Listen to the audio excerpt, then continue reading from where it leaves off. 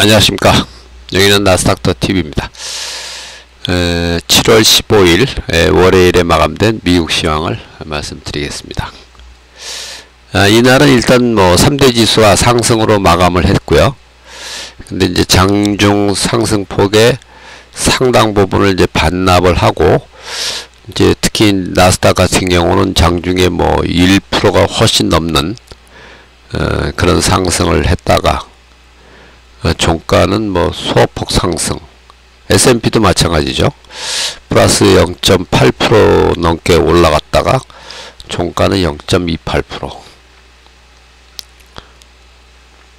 이날 이제 강세는 주로 다우지수하고 중소형주 지수. 다우지수는 이제 나흘째 강세를 이어가면서 드디어 이제 사상 최고치를 경신을 했고요. 러셀 2000, 중소형주인 이제 러셀 2000은 나흘째 1%가 넘는 강세를 이어갔습니다. 이날도 1.9%.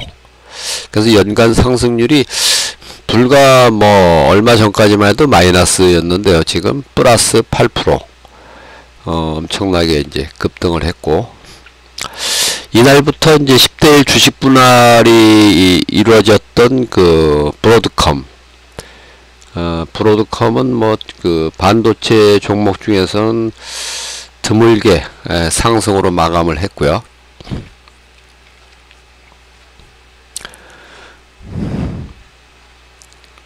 이 주요 종목들 보면은 이 이제 나의 차 나스닥 상승률에서 이제 나스닥 100 상승률에서 S&P 500 상승률을 뺀, 등락률을 뺀 요 나의 차 스프레드가 개장 초에 약간 강세로 출발해 갖고 급등이 나왔다가 다 반납을 하는, 종가상으로는 뭐 거의 차이가 없는 정도로 마감을 했습니다. 그러니까 S&P가 0.28%, 나스닥 100이 0.27%. 거의 뭐 이때까지만 해도 뭐 0.4% 차이가 났으니까 뭐 엄청난 강세였거든요. 나스닥이 요때죠. 요때 1.2%와 0.8%, 0.4% 이렇게 차이가 났었는데 종가상으로는 거의 반납을 했다. 그래서 요게 이제 진입 시점은 이제 22시 33분 요 장 초반 3분이 지난 시점을 이제 진입 시점이라고 보고, 종가에 청산한다고 치면은 요때 이제 22시 33분에 플러스 0.019%, 5시에는 마이너스 0.003%, 그 차이가 이제 마이너스 0.022%. 결국 이제 이게 이제 꺾이면은, 이렇게 이제 가파르게 하락을 하면은 지수가 결국 못 올라갑니다. 이게 이제 꺾이더라도 여기 쫙 꺾였다가 다시 이제 회복하고 뭐 이런 식으로 진행이 됐어야 되는데, 이게 뭐 급격하게 꺾이면서 여기서 이제 음전환이 일어났거든요. 그러면 이제 이날 상황은 끝났다. 그렇게 보시면 되겠습니다. 이것조차도 오히려 상당히 양호하게 끝난 거고요. 오히려 더 떨어질 수도 있었는데, 이 정도면 뭐 상당히 양호하다, 이렇게 이제 말씀을 드릴 수가 있고요. 그리고 이제 제가 고점은 계속 이제 가까워지고 있다, 이런 말씀을 드리고 있는데요. 결론적으로 말씀드리면은 이제 지수 고점은 10월 말 안에 온다. 요게 이제 제가 오늘 이제 드리는 말씀이고요. 그거는 이따가 뭐 그 지수 고점이 어떻게 그때 오느냐, 그거에 대해서는 이따가 이제 다시 말씀을 드리겠습니다. 이날 보면은 이제 주요 종목 중에서 버크셔 해더웨이가 플러스 2.35, 뭐 엄청나게 강세로 끝났고요. 연간 상승률도 이제 20%가 넘는 정도로 강세로 끝났습니다. 브로드컴이 이제 반도체 중에서는 거의 뭐 요 화면에서는 이제 반도체 중에 유일하게 상승한 종목이 브로드컴이고, 그리고 다음 주에 슈퍼 마이크로 컴퓨터 요게 이제 나스닥 100 종목 안에 들어오고요. 요게 이제 들어오면서 이제 월그린 부츠라고, 그게 금년 2월 말 이전까지만 해도 다우 종목에 있었는데, 요번에 요 슈퍼 마이크로 컴퓨터가 이제 나스닥 100에 들어오면서 월그린 부츠는 이제 뭐 나스닥 100에서도 탈락하는 그런 이제 비운을 맞았습니다.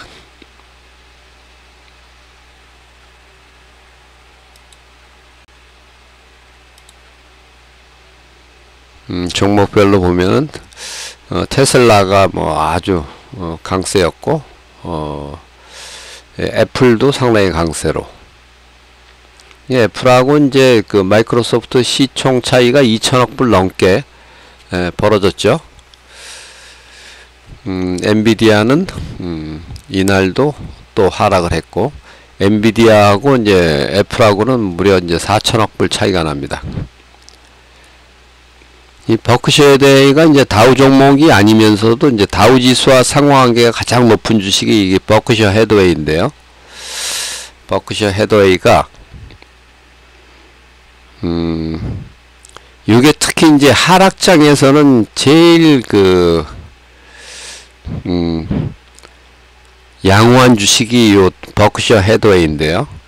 이 하락장 들어가면은 버크셔 헤드웨이 같은 거는 오히려 뭐 상당히 견조하게 움직이기 때문에 하락장을 이제 버틸 때 유효한 주식이다. 이렇게 이제 볼 수 있을 것 같고요. 이날 이제 매그니피센트 세븐은 4개 상승 3개 하락인데, 그래서 전체적으로 뭐 플러스 0.3%. 이날은 이제 테라픽 10은 많이 올랐죠. 7개 상승 이제 3개 하락인데 어쨌든 뭐 상당히 많이 올랐고요.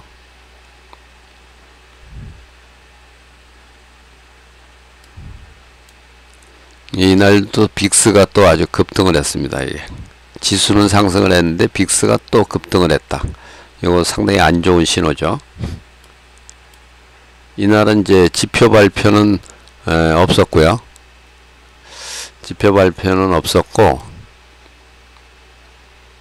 뉴욕주 제조업 지수 뭐 이런 건 뭐 크게 중요한 지표는 아니니까요. 이번 주에는 이제 오늘 발표되는 이제 소매 판매, 그리고 이제 내일은 이제 ASML이 이제 실적 개장전 실적 발표가 있고, 뭐 이번 주에는 뭐 중요한 지표 발표는 뭐 거의 없고, 다음 주 이제 월요일부터는 나스닥 100이 이제 종목 교체가 있는데요. 슈퍼 마이크로 컴퓨터가 이제 새로 진입을 하고 월그린 부츠가 이제 탈락을 하는 그런 변화가 이제 좀 있겠습니다. 그리고 이제 미국 주식 파일로 돌아와서 보면은 다우 지수만 유일하게 이제 사상 최고가를 경신을 했다는 얘기고요. 뭐 나스닥 S&P는 0.05% 차이니까 뭐 요거는 얼마 안 넘었죠.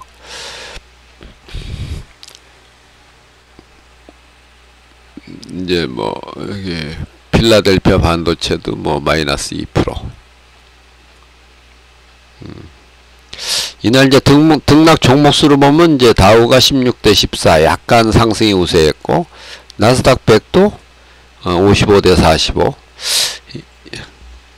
그 다음에 전체로 봐도 107대 81. 특히 이제 이날 강세 그나마 지지했던 버텨줬던 게 중소형주 러셀 2000은 무려 뭐 이날도 1.8%가 올라가면서 연간 상승률도 불과 얼마 전까지만 해도 마이너스였었는데요. 지금 이제 플러스 한 8%까지 확대가 됐고요. 이날 이제 빅스가 또 상당히 크게 올라갔는데요. 여기 상당한 이제 경계심을 갖고 있다. 이렇게 이제 보시면 되고, 10년물 국채는 이날 3일 하락 후에 첫 반등이 나왔고요.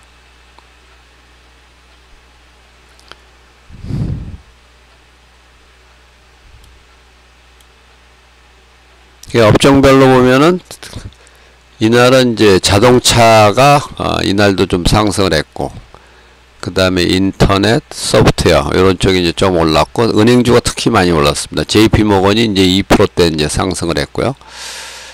근데 반도체는 오히려 약간 하락을 하는. 이제 다음 주에 그 슈퍼 마이크로 컴퓨터가 이제 나스닥 100 종목으로 들어오기 때문에 미리 이제 슈퍼 마이크로 컴퓨터를 이제 그때 등록을 했는데요. 새로 종목 편입을 했습니다. 이게 이제 금년도 상승률 1위고요. 그 다음에 엔비디아, 암홀딩스 그런 수로로 상승률이 잡혀 있습니다. 이날도 이제 지수 상승은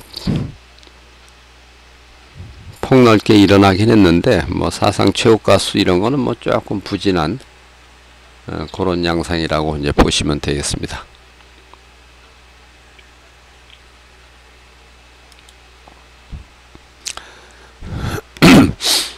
그래서 이제 결론적으로 이제 다시 말씀드리면은 이날 이제 트럼프가 이제 피격 당하면서 오히려 재집권 가능성이 이제 올라가면서 트럼프 랠리가 이제 나타났다는 거고요.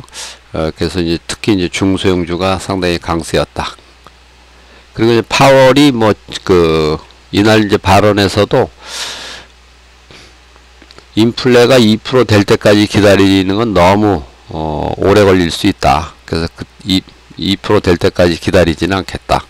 조만간 이제 금리 인하가 이제 이루어질 거다. 그런 이제 발언이 있은 후에 오히려 밀린 겁니다, 이게. 그런 발언이 있으면서 이게 이제 뉴스에 팔자 뭐 그런 심리죠, 이게. 그래서 이제 파월이 막상 이제 그런 발언을 하니까 오히려 밀렸다. 이렇게 보시면 되고요. 다우하고 이제 중소형주가 나흘째 강세를 이어갔다는 거. 그래서 이제 지수 고점이 이제 10월 말 안에 온다. 그거에 대해서 이제 간단하게 좀 말씀을 드리겠습니다.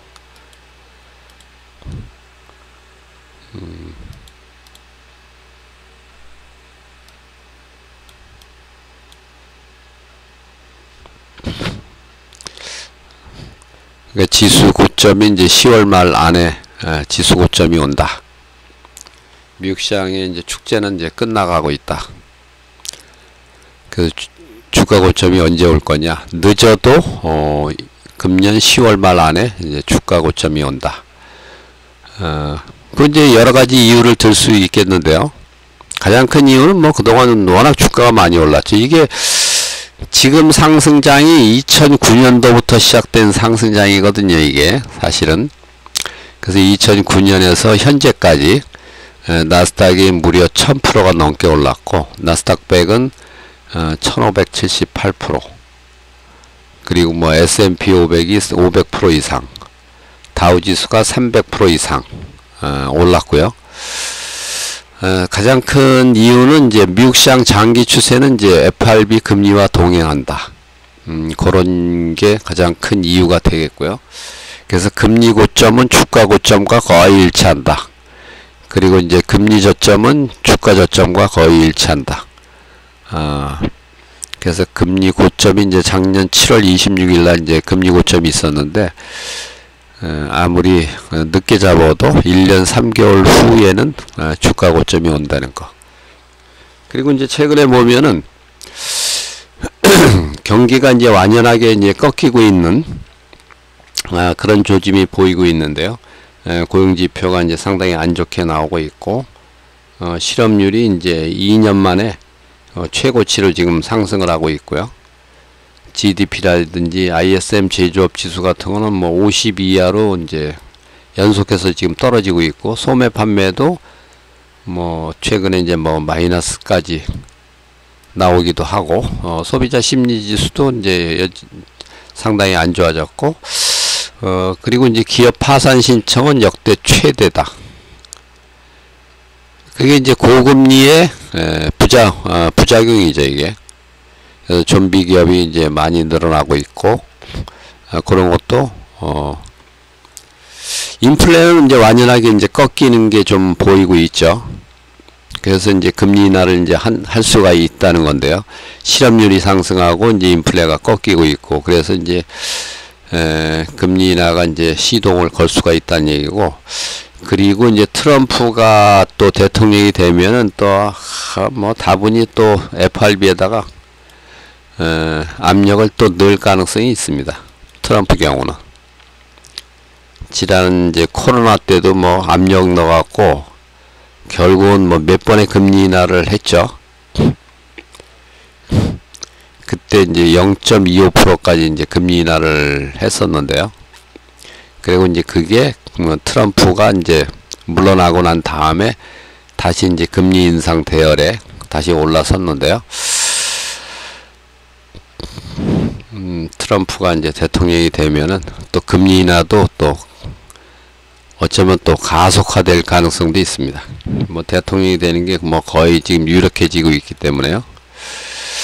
요거는 이제 2009년부터 현재까지 지수 등락을 지난 주말까지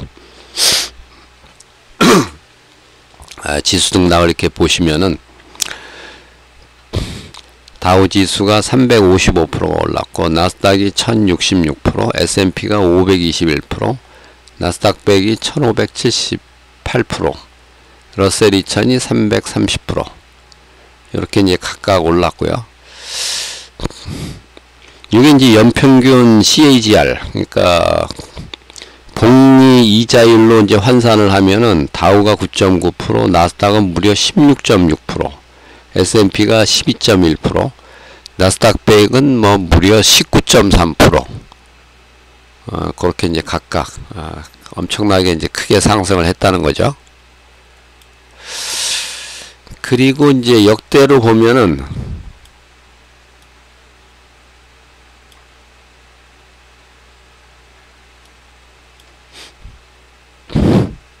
이게 2000년부터 이제 현재까지 지수 고점 저점과 금리 고점 저점을 이렇게 쭉 보시면은 지수가 이제 금리가 고점일 때 무렵에 이제 지수 고점이 나왔고, 금리 저점일 때 또 그 근처에서 또 지수 저점이 나왔고요. 여기 이제 지수 고점이나 지수 저점이 금리 고점보다 빨리 올 수도 있고 좀 늦게 올 수도 있고, 2007년도 지수 고점 칠 때는 이제 금리 고점보다도 오히려 321일 후에 나왔고요.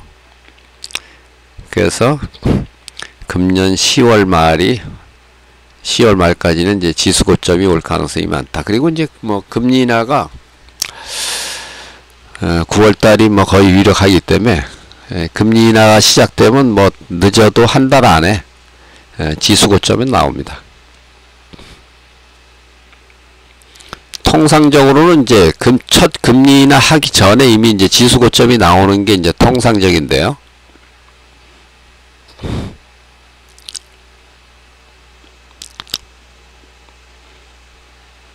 그래서 이제 지수 고점과 저점 사이에 이제 지수 등락을 보면은 지수 고점 찍고 금리 고점 찍고 이제 지수 저점까지 다우가 1923포인트가 떨어졌고, 나스닥은 2114가 떨어졌고, S&P는 490포인트가 이제 떨어졌고요. 단순히 이제 금리 고점과 금리 저점 간의 이제 등락만 비교한 겁니다. 그리고 금리 저점부터 금리 고점까지 다우는 2179포인트가 올랐고, 나스닥은 571포인트가 올랐고, 그리고 S&P 500은 297포인트가 올랐고, 가장 최근에 금리 저점이 이제 2020년 3월 16일인데요. 3월 16일부터 작년 7월 26일 금리 고점까지 다우지수는 무려 15,330포인트가 올랐고, 나스닥은 무려 7,200포인트가 올랐고요. 물론 이제 그 이후에 더 올랐죠, 지금까지. 그리고 이제 S&P 500은 2180포인트가 올랐고, 2007년도에도 보면은 금리 고점 찍고 한참 후에 이제 지수 고점이 나오고요. 2018년도에도 이때는 뭐 사실 금리 고점이라고 보기는 어렵습니다. 2.5%이기 때문에. 그랬다가 이제 그 금리 고점 찍고 이제 코로나 터지면서 이제 금리를 다시 또 0.25%까지 금리를 이제 내리기도 했는데요. 이때 2018년도에도 이제 금리 고점 찍고 지수 고점은 288일 후에 왔다는 거고요. 그래서 지금도 금리 고점 찍고 이제 딱 1년 됐거든요. 이제 한 240 며칠 이제 경과가 됐는데요. 321일까지 하면은 이제 그게 10월 말이 된다는 겁니다. 이게. 그래서 늦어도 10월 말 안에 이제 주가 고점이 온다. 그러니까 우리가 이제 통상 뭐 금리가 이제 금리를 인하하면은 뭐 주가가 올라갈 거다. 뭐 그렇게 이제 다들 예상을 많이 하시는데 뭐 이거로 봐도 이걸 이제 차트로 보면은 더 확연하게 보실 수가 있는데요. 금리 고점일 때 지수 고점, 금리 저점일 때 지수 저점, 금리 고점일 때 또 지수 고점. 물론 이제 이 지수 고점은 요거보다는 조금 더 높습니다. 요게. 그리고 금리 저점일 때 지수 저점. 이건 이제 뭐 다우도 그렇지만 나스닥도 뭐 똑같습니다. 이게. 예. 이때는 이제 2000년도 같은 경우는 이제 금리 고점 찍기 전에 이제 지수 고점이 나왔죠. 여기서 5000포인트가 이제 지수 고점이었는데요.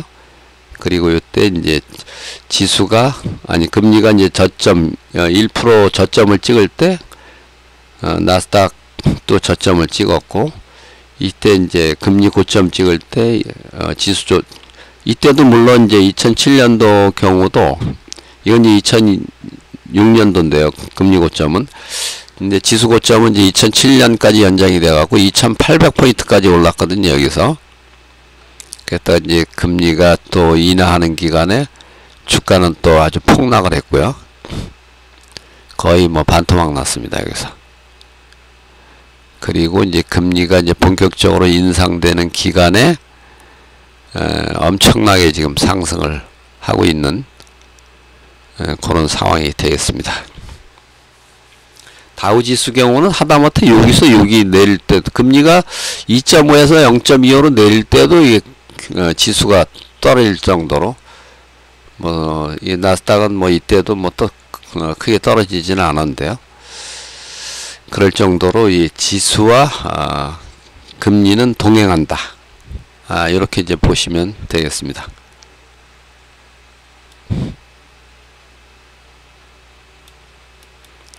이제 금리 고저일 지수나 방향 전환을 한 첫날은 대체로 이제 올랐다는 거. 그래서 이제 9월 31일 날 이제 금리 인하가 뭐 유력한데요. 그날은 뭐 좀 다소 이제 올라갈 가능성이 좀 더 높다. 이렇게 이제 보시면 되겠습니다. 뭐 이게 그렇게 중요한 건 아닌데, 어쨌든 이제 경기 지표 중에서도 보면 이제 실업률은 2021년 11월 이후로 이제 2년 한 반 동안의 최고치까지 올랐고요. 이제 CPI하고 이제 PC는 확실히 완연하게 이제 하락 중이죠. 인플레는 확실히 이제 꺾였다는 거, 그거로 알 수가 있겠고요. 주요 경제 GDP도 뭐 약간 하여튼 좀 꺾인 것 같고, ISM 제조업 지수는 이제 50선이 이게 침체와 확장을 가르는 이제 기준선이 되겠는데요. 50선 이하에서 이제 이하로 다시 이제 떨어졌다. 이때도 보면 이제 46까지 떨어졌다가 이제 이게 50을 살짝 넘는 수준까지 회복은 했는데 다시 이제 50 밑으로 떨어지고 있다는 거고요. 소매 판매도 뭐 가장 최근에 발표된 지표는 이제 마이너스 0.1%. 그리고 이제 뭐 금리 인하가 뭐 호재다 뭐 자꾸 이제 그 얘기하시는데, 미국 그 연방 기금리를 이제 긴급 인하를 한 적이 총 7번이 있는데요. 87년 블랙 먼데이 이후 지금까지 총 7번 긴급 금리 인하, 이제 뭐 상황이 안 좋기 때문에 긴급 금리 인하를 한 케이스죠. 가장 최근에 있었던 2020년 3월 16일 날 이 코로나 팬데믹이 이제 발생이 되면서 이제 1.25에서 0.25로 무려 1% 포인트를 금리를 인하를 했는데, 이날 지수가 다우가 12.93이 떨어졌고 나스닥이 12.3%가 이제 떨어졌는데요. 이게 뭐 단 한 번도 긴급 금리 인하에서 단 한 번도 지수가 올라간 적이 없고 평균 7%, 5%가 이제 하락을 했다는 거죠. 뭐 엄청나게 하락을 했습니다. 그래서 이제 요런 이제 기본적인 이제 방향을 바탕으로 이제 추천 전략을 이제 말씀드리면은, 주가는 이제 대상투 시점이 이제 곧 다가오니까 그때까지는 물량을 좀 축소를 하는 게 이제 좋겠다는. 그럼 언제 주식을 사느냐? 그 이제 금리 저점이 올 때 이제 사면 된다는 거고, 그 전까지는 뭐 단타만 하거나 아니면 이제 휴식을 하거나, 그리고 이제 금리 저점 올 때까지는 뭐 리밸런싱 정도만, 비중 조절만 하자는 거죠. 리밸런싱이라는 게 이제 비중 조절을 한다는 거거든요. 뭐 많이 오른 거는 좀 비중을 줄이고, 뭐 적게 오른 거, 그러니까 비중이 상당히 떨어진 건 이제 비중을 올리고, 요런 식의 이제 투자는 괜찮다는 거고요. 그리고 이제 적립식 투자는 계속 해도 되겠다. 그리고 아까 이제 말씀드렸던 뭐 버크셔 해더웨이 같은 게 이제 하락장에 아주 견고하게 이제 버티는 주식이거든요. 그런 주식으로 좀 일부 편입을 하는, 아니 뭐 배당주 같은 거, 그런 건 이제 배당주나 뭐 이런 쪽은 확실히 이제 하락장에서는 좀 덜 떨어지거든요. 그런 쪽을 좀 편입을 한다든지, 뭐 그런 식으로 이제 버티는 게 필요하다는 거고. 그래서 주식 매수는 이제 언제 하느냐 그러면은, 금리 저점이 올 때. 금리 저점은 이제 뭐 요번에는 이제 얼마가 이제 저점이 될지는 모르겠는데, 그 이제 금리가 이렇게 쭉 하락하다 보면, 이 정도면 이제 금리 저점이다라는 게 이제 시장이 형성이 됩니다. 그때 이제 주식을 사시면 된다는 거고요. 그때는 이제 물량을 다시 이제 100%로 채운다. 그리고 이제 그 이후에는 이제 장기 투자로 이제 들어가면서 주기적 또 밴드 리밸런싱, 주기적 리밸런싱은 뭐 예를 들어서 뭐 월마다 한다든지 연말에 한 번씩 한다든지, 그게 이제 주기적 리밸런싱이고요. 밴드 리밸런싱은 비중이 뭐 어느 정도 벗어나면은 그때 이제 리밸런싱 하는 게 이제 밴드 리밸런싱이고요. 근데 이제 요번에 유일한 변수가 될 수 있는 거는, 이제 짧은 금리 인하 이후에 다시 금리를 이제 재인상하는 이제 시나리오도 있을 수가 있는데, 이게 90년대 말에 한번 있었습니다. 쭉 이제 금리를 이제 인상을 하다가 여기서 이제 금리를 인하를 했단 말이에요. 그래서 6%에서 4.75%까지 이제 금리를 인하를 했는데 다시 올렸거든요. 2000년 초반까지, 중반까지. 요런 게 이제 있을 수가 있다는 거죠. 이게 이제 다시 금리 인상을 하게 되면은 다시 그때는 주식을 이제 편입을 해야 됩니다. 금리 인상할 때는 편입을 하고, 그 이후에 결국 본격적으로 이제 이게, 그러니까 요번 이제 주가 시나리오도 이렇게 이제 금리가 하락하다가 재인상하는 이제 시나리오가 되면은 아마 이럴 가능성은 이제 거의 없을 것 같은데, 왜냐하면은 이제 트럼프가 이제 집권할 가능성이 높기 때문에, 트럼프는 금리 인상하는 거는 아주 싫어합니다. 거의 뭐 반강제로 금리를 인하를 계속 유도할 가능성이 있고요. 그때 이제 경기 지표도 당연히 이제 좀 안 좋을 거기 때문에 이럴 가능성은 이제 거의 없다고 보고, 금리를 이제 계속 아마 이제 인하를 할 가능성이 있는데, 이때가 우리가 이제 주식을 이제 피해야 되는 시기다. 이런 말씀을 드리겠습니다. 일단 오늘 영상은 요것으로 마치겠고요. 이제 고점은 이제 머지 않았다. 그걸 항상 염두에 두시고 시장을 좀 보시면 될 것 같습니다. 이상 영상을 마치겠습니다. 다음 영상에서 또 뵙겠습니다. 감사합니다.